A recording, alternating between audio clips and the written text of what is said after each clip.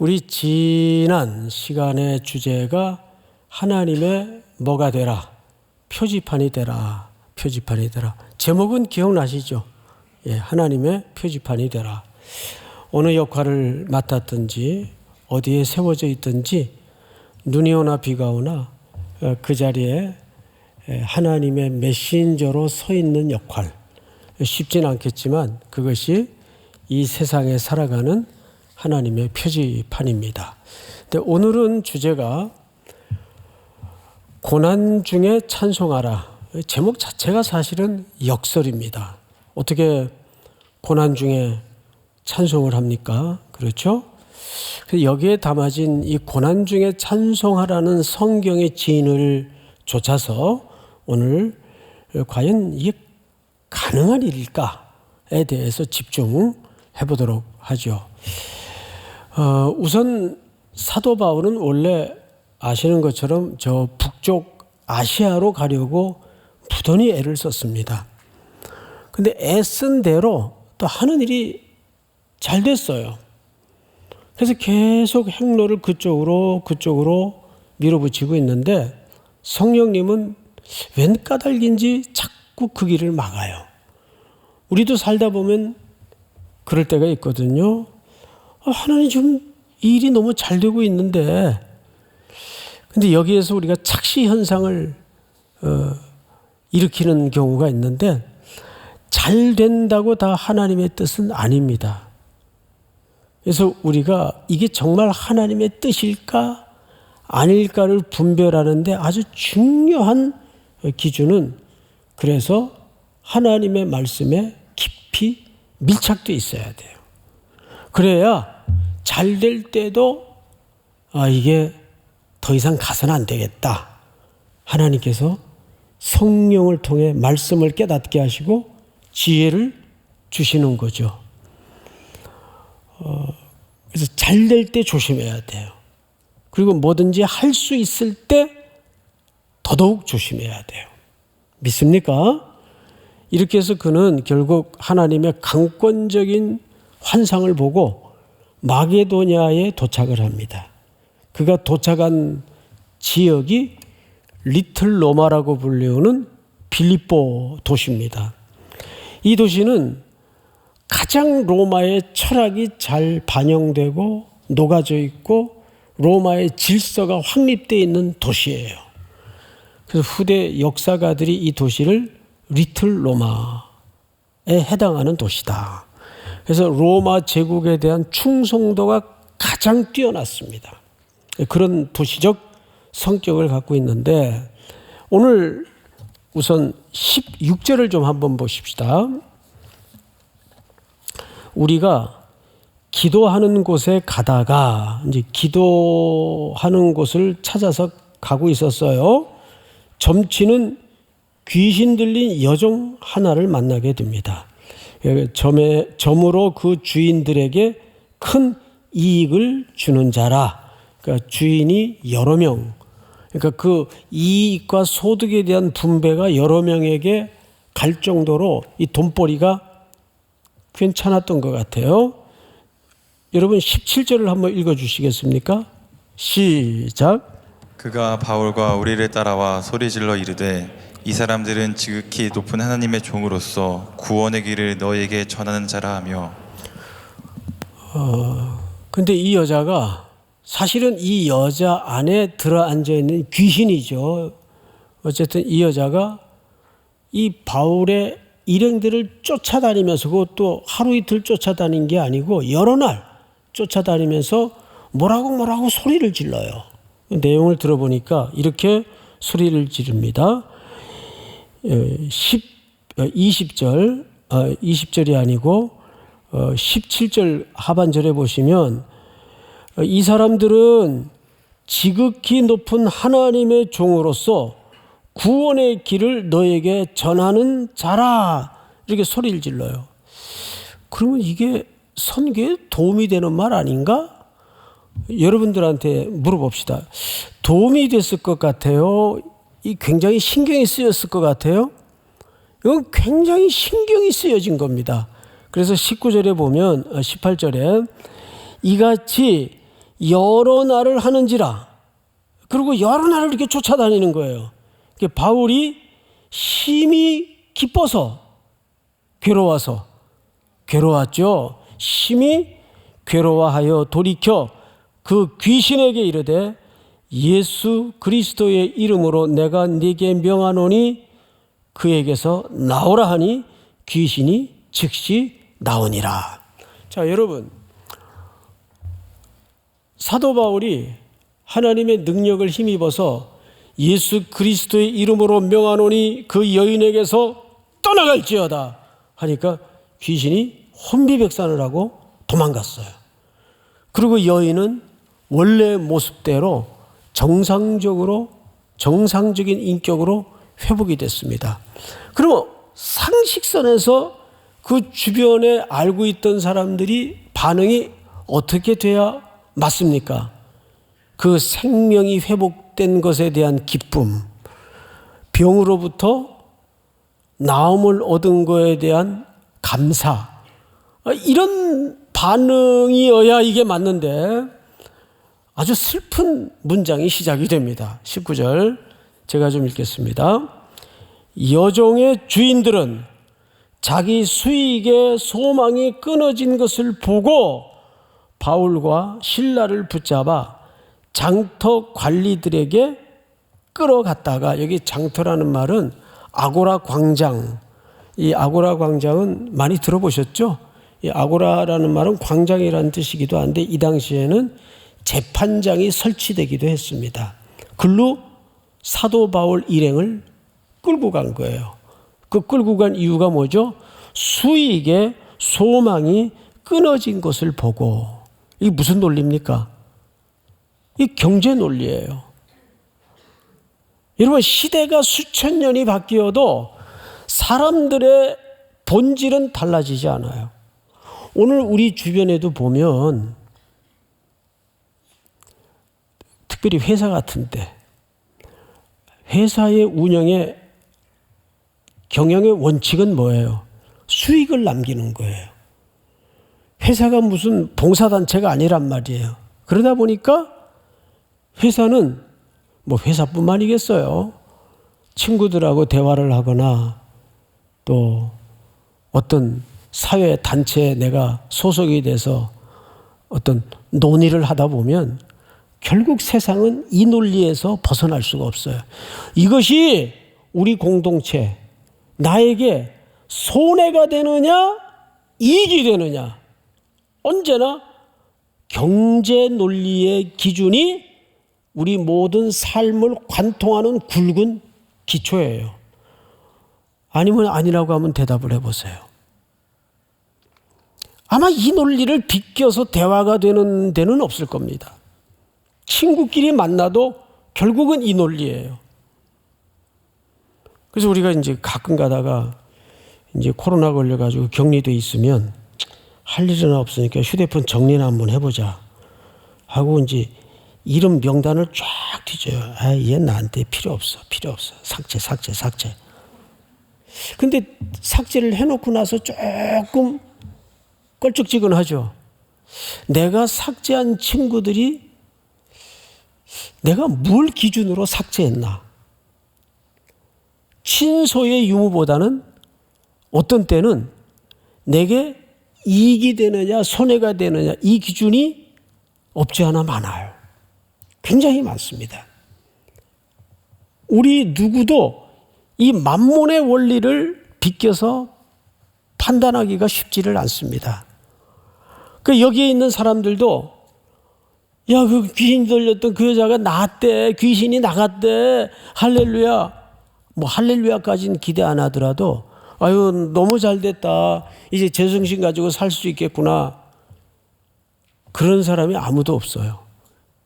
수익의 소망이 끊어진 것을 보고 그 원인 제공자인 사도 바울 일행들을 바로 고발을 합니다. 자, 고발을 했는데 이제 고발의 내용을 들어보세요. 두 번째, 20절. 상관들 앞에 데리고 가서 말하되 이 사람들이 누구인데? 유대인인데. 잘 보세요. 무엇과 대비시키나?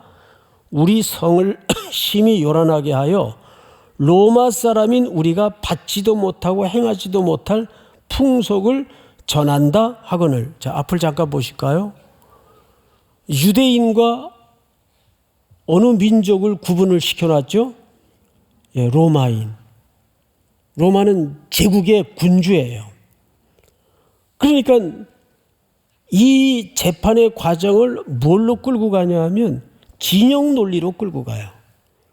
우리 편이냐 아니냐, 우리 혈통이냐 아니냐.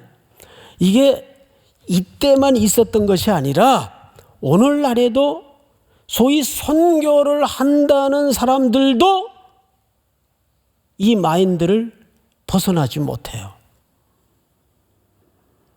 여러분, 몇 년 전에 우리나라 제주도에 예멘에서 탈출한 난민들이 보트를 타고 대책 없이 수백 명이 몰려들었어요. 제주도 쪽으로. 그들을 상륙 안 시키려고 한국 정부에서 한참 실랑이를 한 적이 있습니다. 그런데 그 원인이 뭐냐면 제주도민들이, 대한민국 국민들이 반대한다. 근데 더 소름 끼치게 놀랐던 사실은 그 반대하는 사람들 중에 다 크리스찬은 아니지만 상당수의 크리스찬들이 있었다는 거예요. 그런 나름대로 또 변이 있어요. 우리나라에 들어와서 무슨 범죄를 저지를지 모르지 않느냐? 평안한 대한민국에, 안전한 대한민국에 위험이 있다. 또 그들이 들어와서 범죄뿐만 아니라 그들의 종교를 퍼뜨려서 이런 논리로 반대했던 적이 있어요.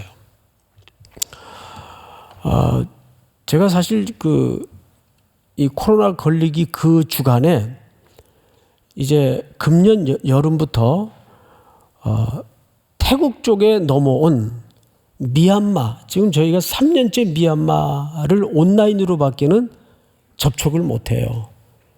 그래서 이대로 방치할 수는 없다 해서 어떻게 하든 이 난민들과 좀 접촉을 하기 위해서 태국 저 북쪽 국경 지역에 무더기로 넘어와 있는 미얀마 난민 형제들을 만나러 거기까지 올라갔었습니다. 태국이니까 아무리 기온이 내려가 봐야 우리나라 초여름쯤 되겠지 하고 옷을 우습게 가져갔어요. 호껍데기 같은 걸.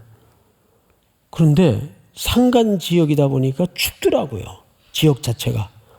저녁에는 긴팔을 안 입고는 이게 두툼한 점퍼 같은 걸 안 입고는 다닐 수가 없을 정도로. 그리고 이제 거기에까지 올라가서 1박을 하고 그 다음에 아침에 난민들이 있는 지역을 넘어가 봤어요. 그랬더니 그렇게 많은 미얀마 사람들이 고향을 등지고 넘어와 있는 걸 보고 깜짝 놀랐습니다. 제일 필요한 게 뭡니까? 물어봤더니 거기 미얀마인들로 구성된 교회 하나가 있는데 목사님, 애들 문제가 가장 큽니다. 아침에 눈을 뜨면 얘들이 아무것도 노는 일 외에는 할 게 없다는 거예요. 그 누가 좀 와서 체계적인 교육 프로그램을 짜가지고 아이들을 등교를 시키고 공부를 시켜서 또 하교를 시키는 이런 정상적인 일상의 과정이 필요한데 이걸 누구도 공간도 없고 해줄 사람도 없고 이제 그 아이들 마스크 쓴 애들이 없어요. 뭐 다른 미얀마 사람들도 마찬가지고. 그래서 이틀 동안 그 아이들하고 뭐 끌어안고 뭐 이렇게 하고 사진 찍고 그러다가 걸린 것 같아요. 거기서. 할 수 없죠 뭐. 그런데 저는 그 속에서 그 아이들의 참 미얀마 아이들이 그 새까만 아이들이 눈이 이뻐요. 그 속에서 하나님의 형상을 봤어요. 그 아이들을 난민으로 보지 말고 이주민으로 보지 말고 피난민으로 보지 말고 뭘로 봐야 된다는 거예요? 하나님의 존엄한 형상대로 지음받은 그 하나님의 형상을 봤어요. 그래서 어제 오후에 이렇게 목양실에 앉아서 소논문을 읽다가 어느 선교사님이 쓴 논문인데 아주 중요한 글을 하나 발견했습니다. 우리가 피난민이든 이주민이든, 이주민하고 피난민은 조금 생리가 다르죠. 이주민이든 노숙인이든 나그네이든 선교하는 사람의 제일 중요한 태도는 어디서부터 출발해야 되느냐? 그러면서 제시한 성경 구절이 어디 있는가 하면 제가 그 구절을 좀 읽어드리겠습니다. 창세기 1장 27절인데 하나님이 자기 형상 곧 하나님의 형상대로 사람을 창조하시되, 선교는 여기서부터 태도가 시작이 돼야 된다는 거예요.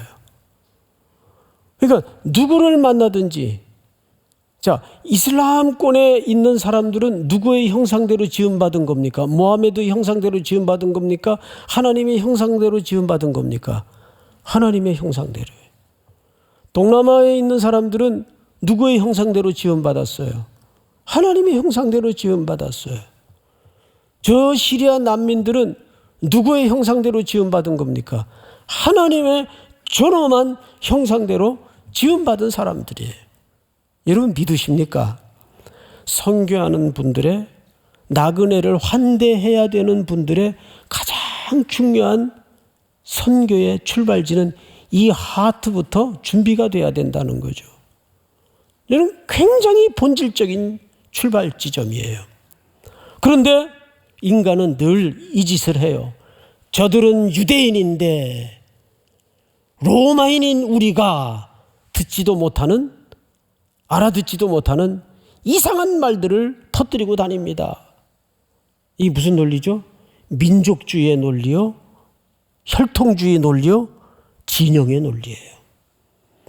여러분 지금 우리나라 이주민 또 난민들 숫자 합해서 한 1,000만에 이제 곧 육박한다는 거 아세요?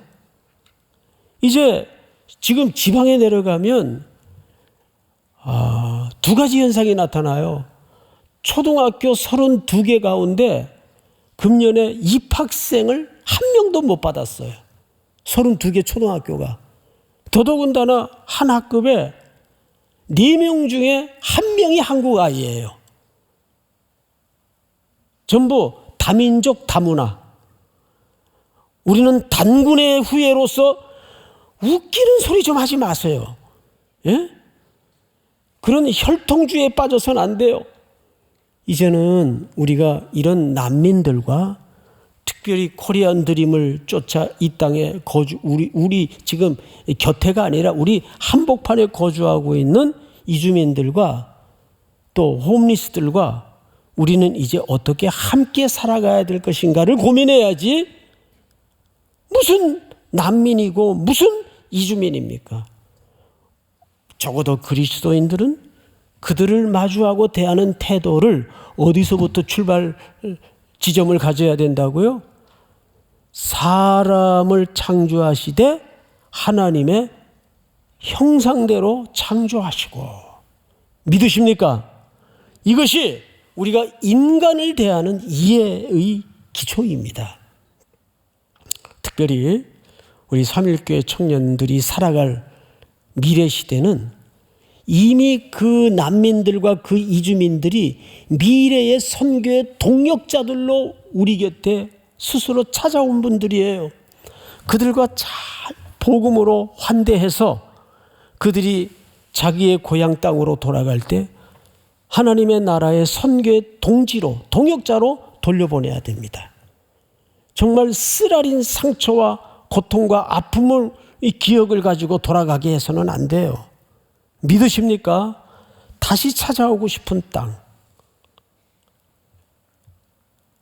늘 보고 싶은 민족, 가보고 싶은 나라, 이런 나라가 정말 선진국가요, 잘 사는 나라 아니겠어요? 어디 가든지 고층 빌딩이 있고 좋은 자동차가 굴러다니는 그런 나라가 그냥 물질적으로 수치적으로 선진국이 되어서는 안 되겠죠. 대한민국은 누구나 그 땅에 가서 살더라도 환대가 이루어지고 복음으로 영접이 가능한 나라. 그런데 이들은 무도한 재판 과정 걸치지 않고 바로 저들은 유대인인데 로마인들이 듣지도 알아듣지도 못하는 이상한 소문을 퍼뜨려서 로마의 질서와 로마의 평화를 깹니다. 고발을 했어요. 그런데 일절 변호나 신문 절차 과정 없이 바로 매질을 시작합니다. 이 당시 이 방망이는 돌기물들이 끝에 이렇게 만들어져 있어서 붙여져 있어서 그걸로 한 대씩 맞으면 살점이 투둑툭 떨어져 나가요. 무시무시한 매질입니다. 근데 어느 정도 맞았는가 한번 볼까요? 성경을 좀 보십시다. 22절 무리가 일제히 일어나 고발하니 상관들이 옷을 찢어 벗기고 매로 칠하여 많이 친 후 옥에 가두고 간수에게 명하여 든든히 지키라 하니 우리 24절 다 같이 시작. 그가 이러한 명령을 받아 그들을 깊은 옥에 가두고 그 발을 차고에 든든히 채웠더니.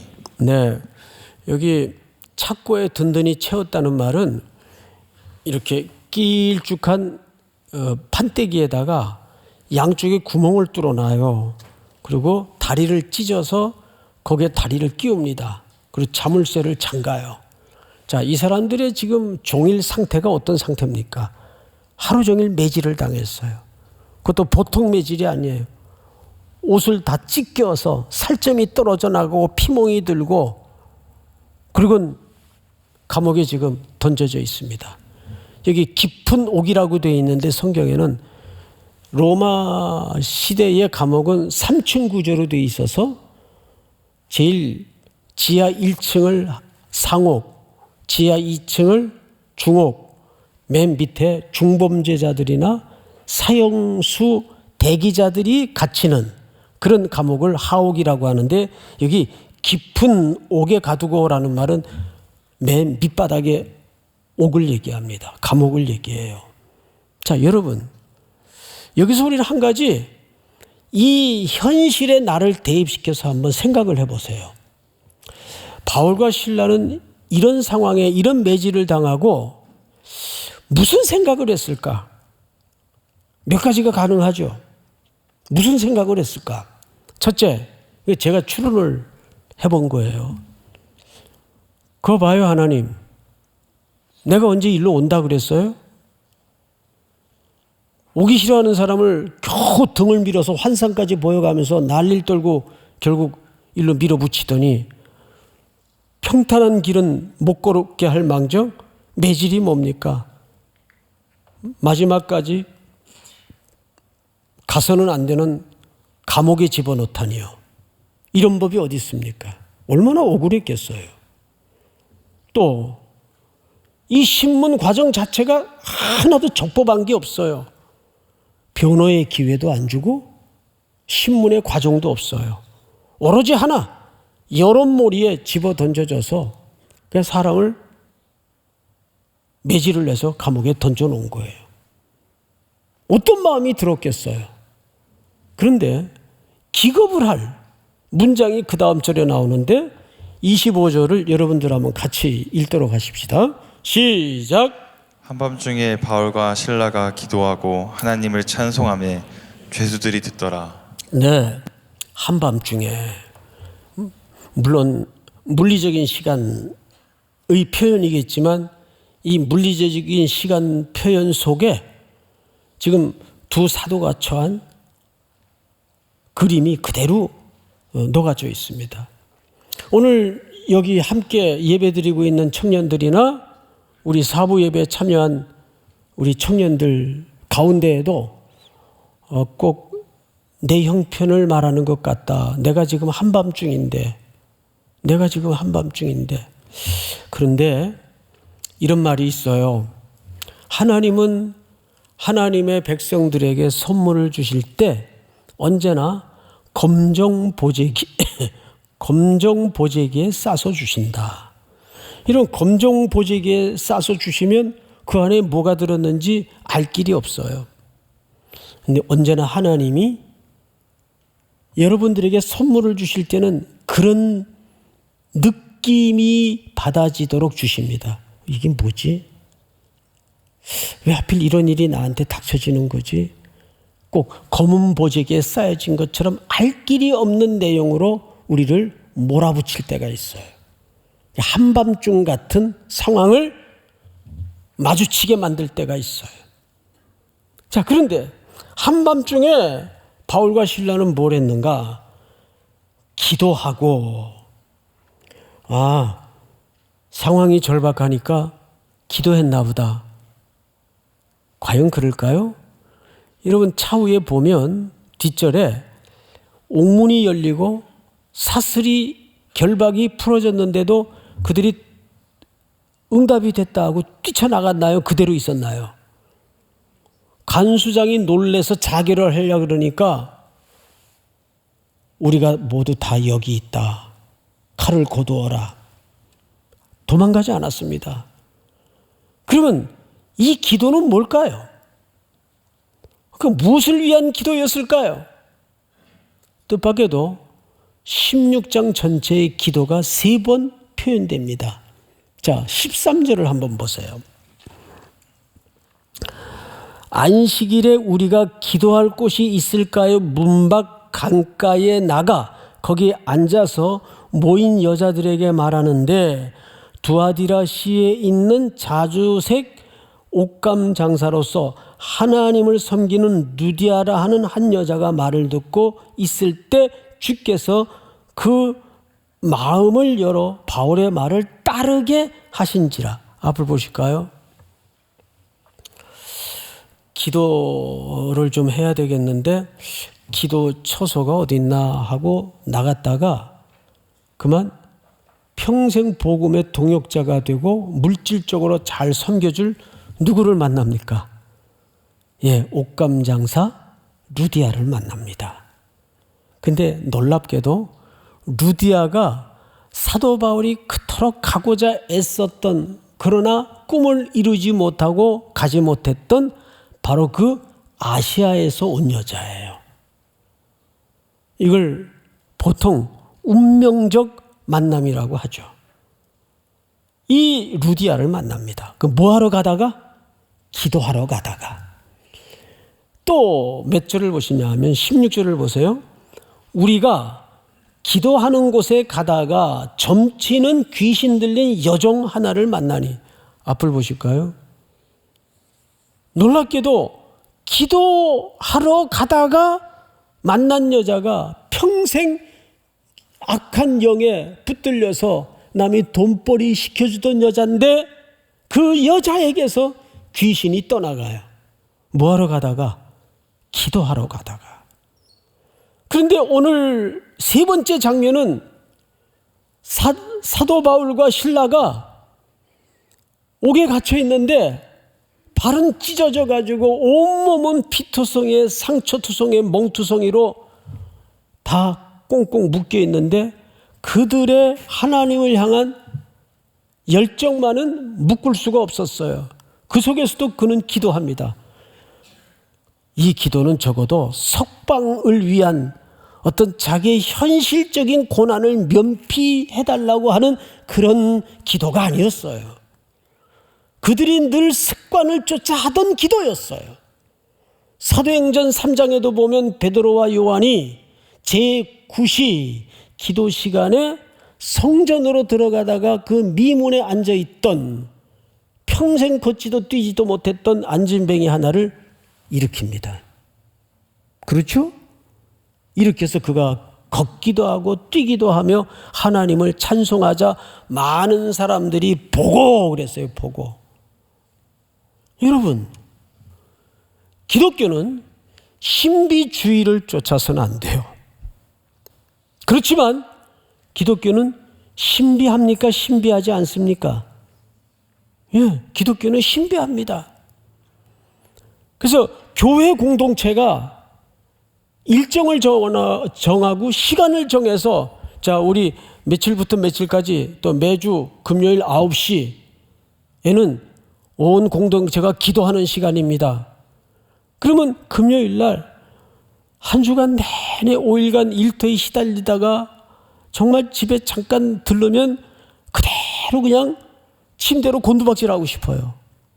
몸은 젖은 솜처럼 쇠망치 같아서, 몸은 찌뿌둥하고. 근데 그때 육체의 한계를 뛰어넘고 그래도 기도하러 가야지. 그리고 툭툭 털고 일어나서 나오는 거예요. 근데 기도하다가 기도의 자리로 가는 그 걸음을 습관을 시키고 순종하면 하나님은 그 길목에 하나님의 놀라운 일들을 목격하게 하십니다.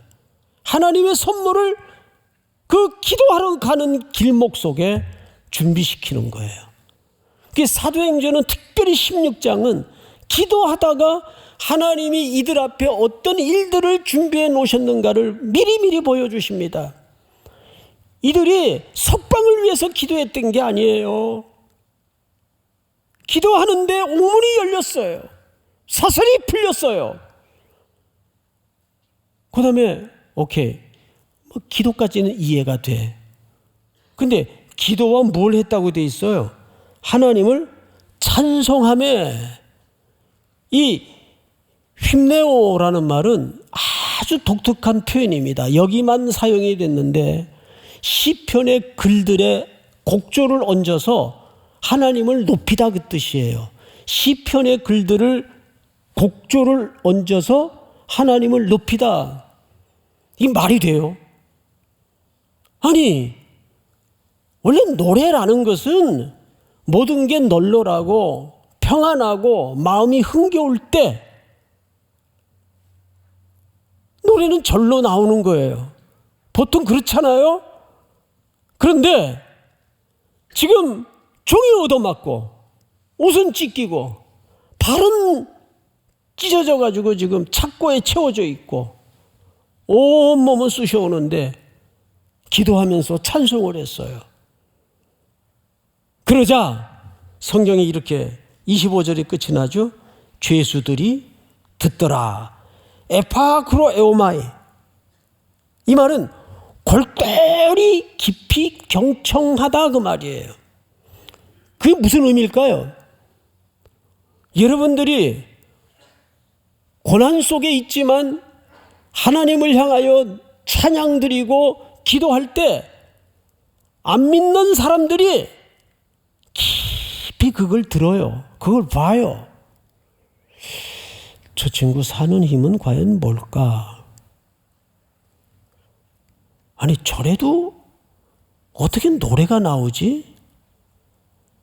쟤는 무슨 힘으로 사는 걸까? 깊이 충격을 받아요. 내적인 충격을 받는단 말이에요. 그게 얼마나 그 사람들에게는 큰 울림이 되고 떨림이 되는지 아세요? 그게 진짜 메시지예요. 이거는 강인한 어떤 신조, 인내력에서 나오는 걸까요? 아닙니다. 그 하나님에 대한 믿음과 그분에 대한 신뢰, 어떤 악한 환경 속에서도 하나님은 하나님의 일을 이루어 가실 거라는 믿음, 확신, 그 언약의 약속에 붙들린 사람에게서만이 가능한 태도입니다. 이런 사람들에게는 고난꾸시를 못하는 거죠. 가끔 하나님께서 이런 사람들을 우리 주변에 놓으세요. 보여주세요. 왜 그런지 아세요? 이 하나님을 불신하고 하나님이 없다 조롱이 가득한 세상에 누군가 이러한 태도를 통해서 하나님의 변호자가 필요하기 때문입니다. 여러분들이 혹독한 고난과 환난 속에서도 기도를 쉬지 않고 찬양을 터뜨릴 수 있다면 가장 적극적인 세상을 향한 하나님의 변호자가 되는 겁니다. 나는 이 땅의 힘으로 살지 않는다. 돈이 필요하지만 그 돈의 힘으로 내가 사는 거 아니다. 무너지지 않는 거예요. 돈 없으면 막 세상이 끝난 것 같고, 호주머니 비면 세상이 허무한 것 같고, 자기는 실패한 존재 같고, 그 가운데서도 당당히 기도할 수 있고 찬양할 수 있을 때 세상은 움찔거리는 거예요. 죄수들이 듣더라. 듣게 해야 돼요.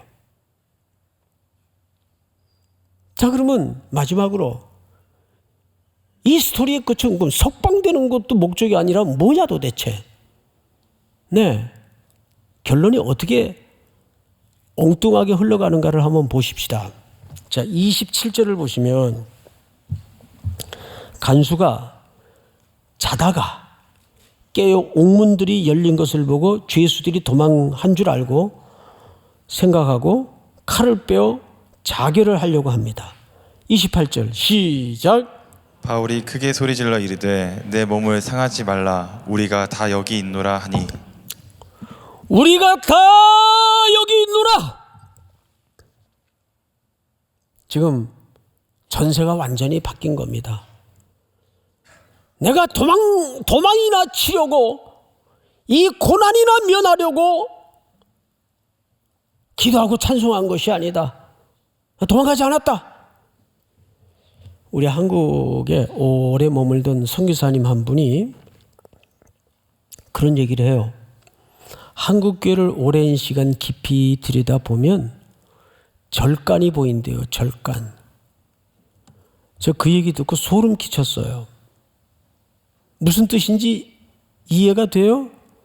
형태는 십자가를 말하고 온갖 종교의 언어로 수사어가 난무한데 그 속내의 본질을 들여다보면 불교인들이 기복적으로 영화, 복을 구하는 거나 기독교인들이 복을 구하는 거나 전혀 다를 게 없다는 거예요.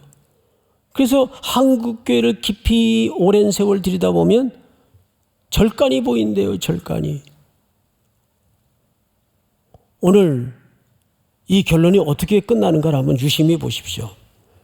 29절 간수가 등불을 달라고 하며 뛰어 들어가 무서워 떨며 바울과 실라 앞에 엎드리고 그들을 데리고 나가 이르되 선생들이여 내가 어떻게 하여야 구원을 받으리까 하거늘. 우리 다 같이 시작.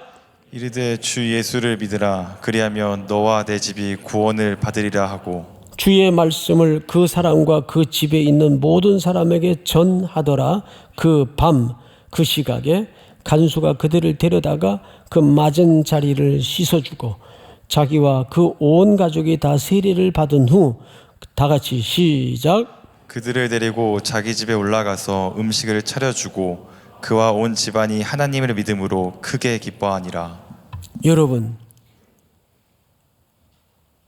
사도 바울과 그 일행들이 감옥에 매질당하고 고난당하는 걸 통해서 뜻밖에도 이방 땅에 하나님의 선교가 확장되고 확대되고 하나님의 선교는 여전히 진행되고 있었어요.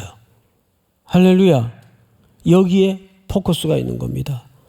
우리 연구소에서 출간했던 책 중에 스티븐 테일러 박사가 쓴 문구 하나를 여러분 같이 보도록 하겠습니다. 고난 가운데서 우리는 하나님의 선교가 여전히 계속된다는 아주 놀라운 사실을 증언한다. 여러분들이 고난을 당한다고, 우리가 고난 속에 있다고 하나님의 역사가, 하나님의 선교가 멈추어지고 중단되는 것이 아니란 말이에요. 여전히 그 가운데서도 인간의 역경을 뚫고 역경을 뛰어넘어서 하나님은 하나님의 역사를, 하나님의 선교를 확대하시고 진행하신다는 겁니다. 미얀마 군사정부는 자국 백성들을 전부 국경 밖으로 내몰았지만 그 피난민의 행렬 속에서 하나님의 복음은 여전히 일하고 있었다는 거예요. 믿으십니까? 고난 가운데서 우리는 하나님의 선교가 여전히 계속된다는 아주 놀라운 사실을 증언한다. 하나님의 백성들이 비단 좋은 상황에서뿐만 아니라 고난 가운데서도 찬양할 때 하나님의 선교는 승리한다. 이 세상을 향한 가장 적극적인 하나님의 변호자의 태도는 역경과 고난 속에서도 그분을 노래하고 그분을 찬양하는 태도입니다. 그렇게 여기서부터 다 같이 시작. 우리의 고난은 세상을 구원하시는 하나님의 선교에 쓰임 받는다. 그렇게 우리의 고난은 세상을 구원하시는 하나님의 선교에 쓰임을 받는다. 할렐루야. 이것이 십자가의 방법이에요. 예수 그리스도께서 미랄이 되어 이 땅에 떨어져 죽었기에 거기에서 많은 생명들이 꽃피웠듯이 이것이 우리 기독교가 갖는 선교의 방식입니다. 그리고 우리 모든 청년들이 이 땅에서 살아갈 깊은 승리의 비밀이에요. 역경이 와 있습니까? 고난을 당한다고 생각하십니까? 하나님은 멈추지 않습니다. 그 역경을 뚫어내고 그 고난을 넘어서 그분은 그분의 일을 해나가실 겁니다. 이 한 주도 그런 승리를 바라보고 하나님께 나아가는 은혜가 있기를 주의 이름으로 축원하고 축복합니다. 우리 다 일어나십시다. 336장